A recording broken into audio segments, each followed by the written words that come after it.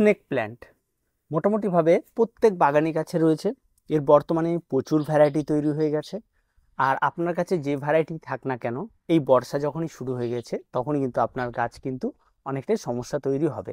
অনেকে রয়েছে যাদের গাছগুলি বাড়ছে না, আবার অনেকে রয়েছে যাদের গাছগুলি গোড়া থেকে পচে যাচ্ছে, আবার অনেকে রয়েছে যাদের গাছগুলির পাতাগুলিতে কালো ছোপ হচ্ছে, আবার অনেকের তো নিচে থেকে ব্রাঞ্চ বের হচ্ছে না। এরকম প্রচুর সমস্যা তৈরি হবে এই বর্ষাকালে।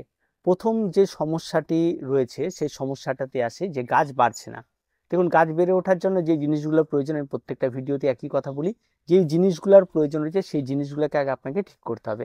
যেমন ওয়েলডেনেস একটা মাটি লাগবে, 2 নাম্বার গাছে খাবার ঠিকঠাক দিতে হবে, 3 নাম্বার আপনাকে গাছে হালকা পরিমাণ হলেও একটা শেডি রোদের দরকার রয়েছে। এই কটা জিনিস যদি ঠিকঠাকভাবে পৌঁছায় তাহলে আপনার গাছ অবশ্যই বাড়বে। আর যদি না বাড়ে তাহলে এই কটা জিনিসকে আগে খোঁজার চেষ্টা করুন যে কোনটার ঘাটতি রয়েছে। যদি তারপরেও যদি সবগুলো জিনিস ঠিকঠাক থাকার পরেও গাছ না বাড়ে তাহলে আপনি আপনার গাছকে নতুন করে রিপোর্ট করুন আর জায়গার পরিবর্তন করুন, যেখানে রেখেছেন সেই জায়গা থেকে সরিয়ে অন্য একটা জায়গায় দিন, দেখবেন গাছ ঠিক বাড়বে। 2 নম্বর যে সমস্যাটি হচ্ছে সেটা হচ্ছে গাছের থেকে নতুন ব্রাঞ্চ বেরোচ্ছে না।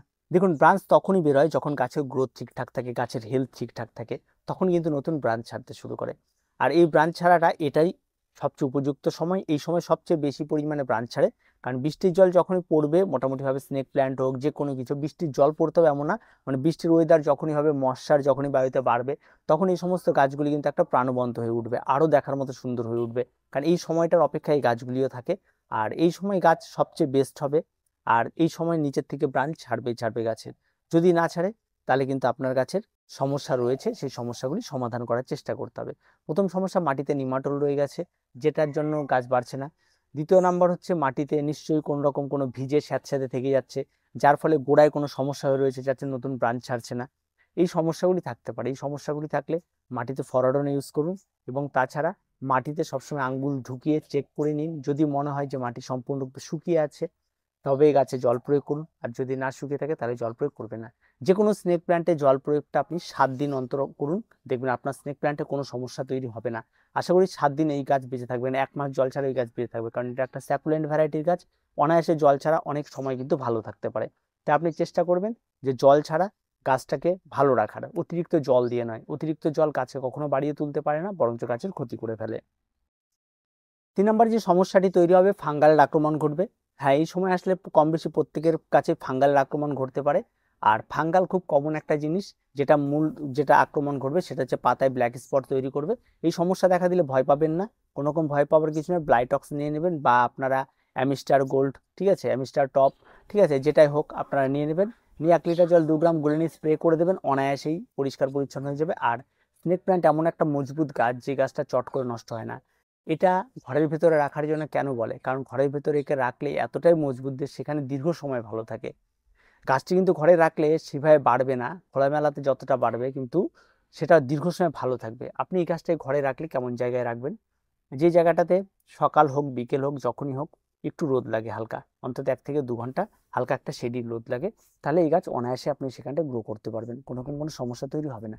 আর বর্ষাকাল মানে রোগ পোকামাকড় থাকবেই, তার সঙ্গে সঙ্গে বর্ষাকালতে এটাও মজার বিষয় যে সবচেয়ে গাছের গ্রোথ কিন্তু এই সময় সবচেয়ে বেশি হবে, এবং গাছ সবচেয়ে বেশি ফাস্ট গ্রোথ হবে কিন্তু এই সময়। আর যদি কেউ মনে করেন যে এই সময় সে চারা তৈরি করবেন স্নেক প্ল্যান্টে, তাহলে অনায়াসে চারা তৈরি করুন। একদম ডিভাইড পদ্ধতি অ্যাপ্লাই করুন, গাছকে বের করে ফেলুন, গাছের সাইডে যদি কোনো চারা থাকে সেটাকে বের করে নিয়ে কোনো একটা ছোট পাত্রের মধ্যে বসিয়ে দিন, অনায়াসে সেখান থেকে নতুন চারা তৈরি হয়ে যাবে। এই সমস্ত চারা তৈরি করার জন্য কোনো ম্যাজিক টিপসের কোনো বিষয় নাই। আর বর্তমানে প্রচুর ভ্যারাইটি পাওয়া যায়, লং ভ্যারাইটি, স্মল ভ্যারাইটি, সব ভ্যারাইটিরই পাওয়া যায়। আর যদি কেউ নতুন করে লাগাতে চান তাহলে এই সময় লাগাতে পারেন। আর মাটির মিশ্রণটা আরেকবার বলবো, এই সমস্ত গাছগুলি স্যাকুলেন্ট ভ্যারাইটি, তাই মাটির মিশ্রণটা একেবারে ক্যাতক্যাতে মাটি না করে আপনারা যদি মাটির মিশ্রণে 50% মাটি, 30% কম্পোস্ট, 20% বালি, এইভাবে করতে পারেন। বা আপনারা এখানটা যদি মাটিটা আরও ড্রেনেজ করতে চান তাহলে এখানে কাঠকয়লা ব্যবহার করতে পারেন, আরও ড্রেনেজ করতে চান ঘেঁস ব্যবহার করতে পারেন, ঠিক আছে, পাথরের কুচি ব্যবহার করতে পারেন। যত বেশি পরিমাণ মাটি ড্রেনেজ করা যায় এই সমস্ত অপশনগুলো আপনি বলতে দেবেন, এগুলো মিশিয়ে আপনি করতে পারেন। যত ভালো মাটির মিশ্রণ হবে, যত ওয়েল ড্রেনেজ হবে, গাছ তত কিন্তু বেশি ভালো হবে। এটা মাথায় রাখবেন এই স্নেক প্ল্যান্টের ক্ষেত্রে। তো যারা যারা করছেন, যদি কোনো সমস্যা তারপরেও থেকে যায় তাহলে অবশ্যই কমেন্টে জানাবেন। আর মূলত এখানে আর কিছু বলা নেই, খুব সহজ সহজ পরিচর্যা। আর মাঝে মধ্যে একটু পাতা টাতাগুলো পরিষ্কার করবেন, পরিষ্কার পরিচ্ছন্ন রাখবেন। আর এই গাছের পাতা কাটার বিষয়টা খুব কম, কারণ এই গাছের একটা পাতা অন্তত বছর 2-3 চলে যায়, যে খুব সুন্দরভাবে থাকে। তো পরিষ্কার পরিচ্ছন্ন রাখবেন, মাঝে মধ্যে একটু স্প্রে করে দেবেন জল দিয়ে ধুলোবালি পড়ে গেলে। এগুলোও মেনটেনেন্স ছোটোখাটো করবেন আপনি। আপনার জায়গায় সৌন্দর্যায়ন হিসেবে গাছকে ছাঁটাই করতে হলে ছাঁটাই করবেন।